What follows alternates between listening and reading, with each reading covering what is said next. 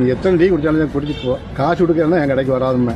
அதனால துப்புரவு பணியாளர்கள் எல்லாரும் நம்ம கடையில வந்து எந்த நேரமா இருந்தாலும் சரி வந்து டீ குடிச்சுக்கலாம். இந்த உசுறு போனா திருப்பி வராது என கொரோனா சொல்லி கொடுத்த பாடம். என்னையா காசு காசு காசு பணம் கடப்புவாங்கயா நீங்களும் உங்க காசு என்னையா கோடி கோடியா சேர்த்து வச்சு எங்கயா கொண்டு போறீங்க? தொடர்ந்து 4வது வருடத்திலும் தூய்மை பணியாளர்களுக்கு இலவசமாக தேநீர் கொடுத்து வரும் இந்த ராமகிருஷ்ணன், தூய்மை பணியாளர்கள் பணம் கொடுப்பதாக இருந்தால் தனது கடைக்கு வர வேண்டாம் என அன்போடு கூறுகிறார். நீ எத்தனை டீ குடிச்சாலும் குடிச்சிட்டு போ, காசு கொடுக்கறதுனா என் கடைக்கு வராதுமே.